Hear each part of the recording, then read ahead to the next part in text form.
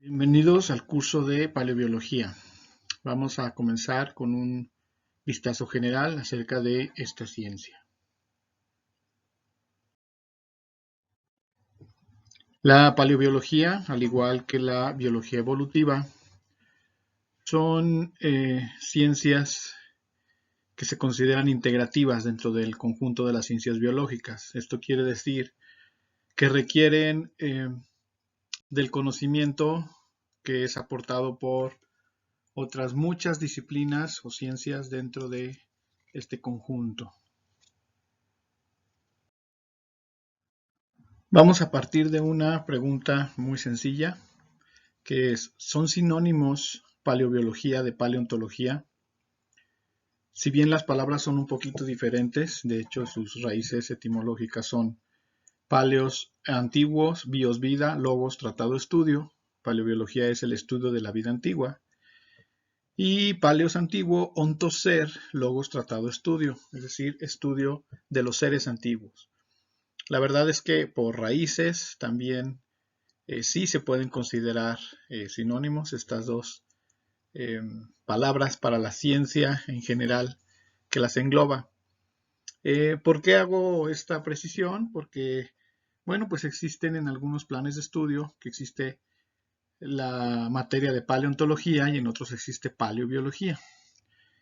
Para los que son más puristas de la lengua, dicen que la paleobiología es darle un enfoque un poco más biológico y paleontología es un enfoque más geológico. Pero para términos prácticos los vamos a considerar sinónimos. Independientemente de su nombre, el objeto de estudio de esta ciencia son los fósiles, que son evidencias de la vida en el pasado. La interpretación de los mismos, pues es la que aporta la construcción del conocimiento dentro de esta interesante ciencia. Y bueno, las interpretaciones del registro fósil pues han variado a través del tiempo, eso lo vamos a ir viendo conforme avance el curso.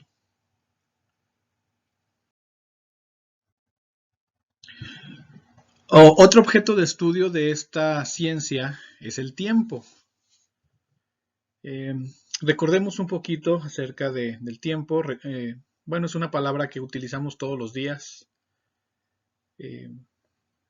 No tengo tiempo, no llegamos a tiempo, hay que darnos un tiempo, etcétera. Es una palabra de amplio uso y en términos globales pues tenemos una idea de lo que es. Pero bueno, recordando un poquito más precisamente, esta es una definición de diccionario sobre el tiempo. Recordemos que es una magnitud, es decir, es algo medible, con lo que se mide la duración o separación de eventos, o sea, un evento X a un evento Y lo que está en medio de esos dos eventos es el tiempo.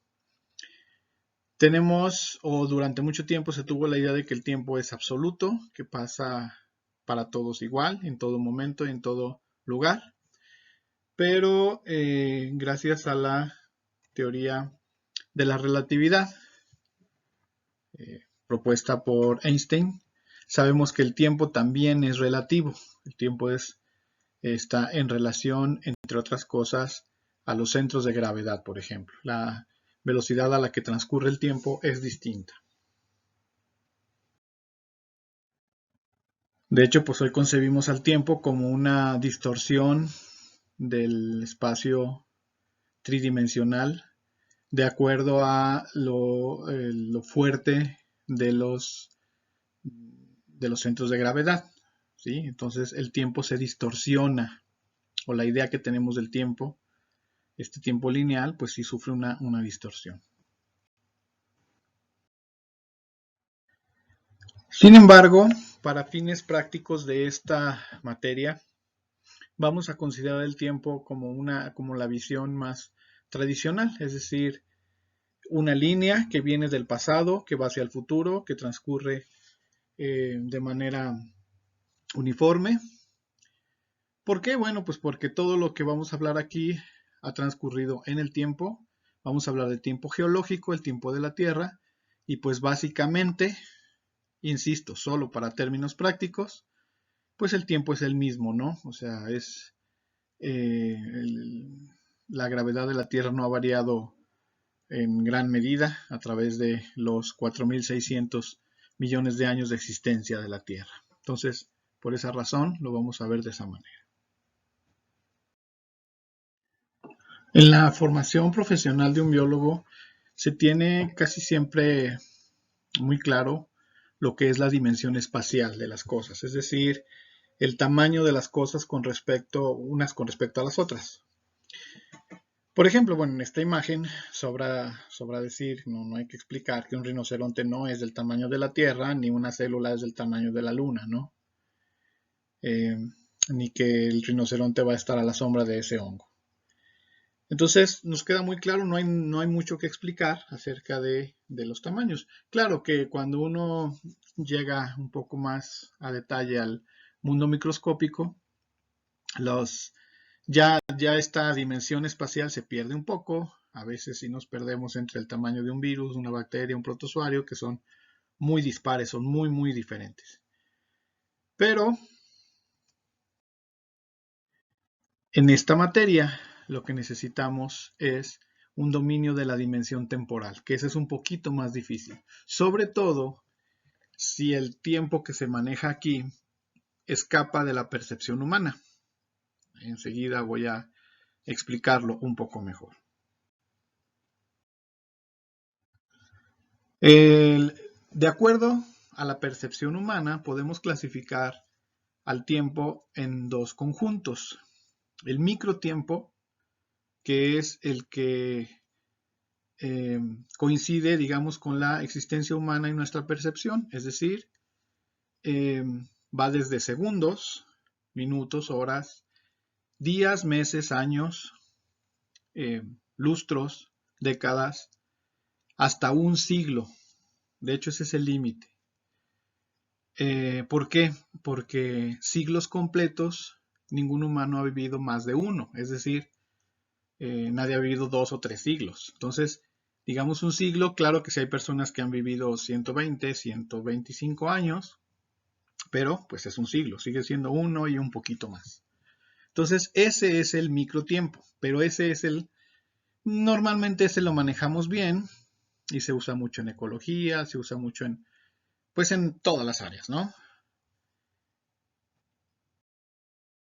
Pero el macrotiempo es realmente el objeto de estudio de esta ciencia. Y hablo del que va desde siglos, milenios, millones de años, cientos de millones de años y miles de millones de años. Ese sería más o menos pues el límite. ¿Por qué? Pues porque la Tierra tiene 4.600 millones de años, no va mucho más allá. E incluso el universo pues tiene, según los cálculos más modernos, unos 13.700 millones de años. Eso es el macrotiempo y es muy importante que lo conozcamos bien y lo tratemos de dominar. Por otro lado, esta ciencia tiene un sentido histórico, así como uno lleva, no sé, la materia de historia o uno estudia historia, es, digamos, entender al pasado como una serie de procesos que llevaron a la actualidad, a ser como es la actualidad, no como un conjunto de cosas aisladas que las vemos inconexas hacia el pasado. Entonces, esto hace que la paleobiología sea una ciencia biológica de tipo histórico, es decir, vamos a ver procesos, en este caso biológicos, no tanto culturales ni en ese sentido, pero sí que han dado origen a por qué la biosfera actual es como es y la biodiversidad es como es.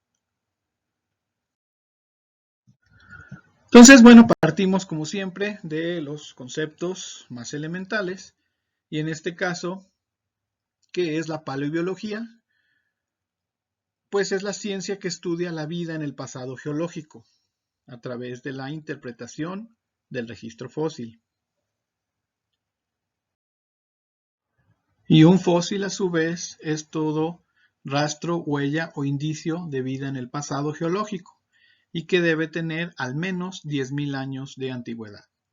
Esta idea de que sean 10.000 años es totalmente arbitraria, tiene que ver con que escape de la época en la que estamos viviendo, que es el Holoceno y que tiene 10.000 años. Pero no es que suceda algo en especial en ese límite de 10.000 años, simplemente es por poner un criterio. Y la naturaleza de los fósiles es muy variable, puede ser desde un hueso petrificado, una concha, hasta la impresión de una planta, hasta, por ejemplo, piel y músculo congelado de un mamut, ¿no? O sea, es muy, muy variado. Eso lo vamos a ver también, naturalmente, con más detalle más adelante.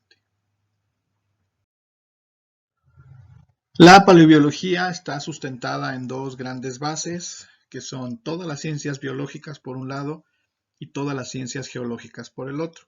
Entonces, la conjunción de ambos grupos de ciencias hace esta interpretación tan rica que nos da esta ciencia. Y nos explica pues todos estos procesos que sucedieron en el pasado más o menos distante. La paleobiología, bueno, pues tiene muchas ramas. Aquí solamente estoy desplegando algunas de ellas. Algunas, por su nombre, pues es más o menos obvio a lo que se refiere. Paleobotánica, paleozoología, pues estudio de las plantas del pasado, los animales, etcétera. Pero voy a enfatizar en algunas que quizás para algunos de ustedes sean, pues, algunos términos nuevos. Son estas que están en color rojo. Son, por ejemplo, la taxonomía, es una de las ramas más importantes y se refiere al estudio de todos los procesos por medio de los cuales se forman los fósiles. O la paleoignología, que estudia e interpreta las huellas y los rastros de organismos del pasado, desde vertebrados, invertebrados, etcétera, ¿no? La bioestratonomía, que estudia la posición exacta de los fósiles originalmente, y que nos da idea, algo así como la investigación forense que se hace actualmente, causas de muerte y los procesos iniciales posteriores a la muerte. La paleoecología, que estudia a los organismos del pasado, las relaciones entre ellos y de ellos con el ambiente.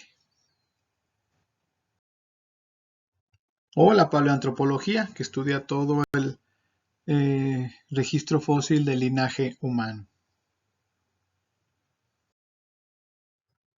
Sobre la importancia que tiene esta ciencia, se puede clasificar en dos conjuntos, digamos, la importancia científica y la importancia económica.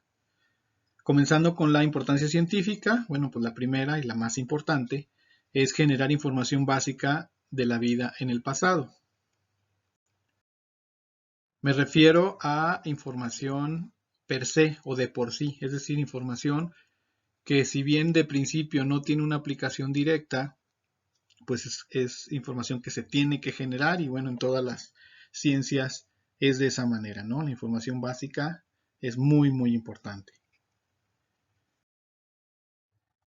También es proporcionar una dimensión y ubicación temporal de los eventos biológicos y geológicos dentro de la línea del tiempo de la Tierra, de la existencia de la Tierra, ¿no? Y de esa manera, pues nos ha dado información de cómo se ha comportado, por ejemplo, la biodiversidad a través del tiempo y todos los cambios que ha tenido. También es entender las causas y consecuencias de los ciclos en el macrotiempo. Me refiero a ciclos que requieren ya sea miles de años o millones de años para que se repitan, digamos, por ejemplo, los impactos meteóricos de grandes meteoritos, pues se dan en periodos de tiempo muy amplios. O por ejemplo, los ciclos de actividad volcánica muy importante, que por cierto en la historia humana pues no ha sucedido algo así, pero fuera de nuestra historia, digamos, más allá en el tiempo geológico, ha habido episodios de ese tipo. O por ejemplo, dar un soporte teórico a otras ciencias estrechamente relacionadas como la biología evolutiva, la sistemática, la biogeografía, entre otras, ¿no? Y eso es a través de todo lo que aporta el registro fósil que encaja y da sustento, da pruebas, digamos, a las teorías de otras ciencias. En cuanto a importancia económica, pues sobra decir que los combustibles fósiles mueven al mundo, literalmente, al menos mueven la economía mundial. Primero el carbón, luego el petróleo y el gas, pues han sido los motores de la economía, los motores totales de la economía mundial desde la revolución industrial, hace 2 siglos y medio. Entonces es importantísimo y esto es parte del estudio de la paleobiología. También se utilizan algunos fósiles como materia prima para la elaboración de productos, por ejemplo, las pastas de dientes que están hechas con diatomita, que a su vez son diatomeas fosilizadas. Estas son las que raspan, digamos, los dientes para dejarlos limpios, entre otras muchas cosas. Por ejemplo, el cemento se puede considerar como un producto secundario de los fósiles porque tiene carbonatos que pasaron por el esqueleto de moluscos, sobre todo, a través del tiempo geológico. Un poco de menor importancia, digamos, pero pues también está la venta de fósiles o los fósiles como objetos decorativos, objetos de colección, que por su estética son muy apreciados en muchas partes del mundo. Y finalmente, en cuanto a importancia económica, tenemos el desarrollo del turismo paleontológico. Se refiere, por ejemplo, a la explotación de ciertos yacimientos que en lugar de llevar los fósiles al museo, digamos que llevan el museo a los fósiles, es decir, hacen que las personas vayan a, digamos, visitarlos, así como se agregan, como hay turismo, no sé, cultural, gastronómico, religioso, pues se agrega el turismo paleontológico.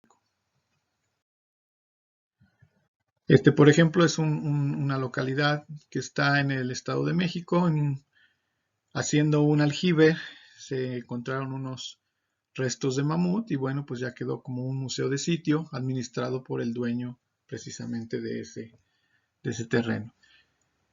Cierro con esta idea. El estado de Jalisco es un lugar con un gran potencial de turismo paleontológico. Y bueno, pues por ahora es todo. Muchas gracias.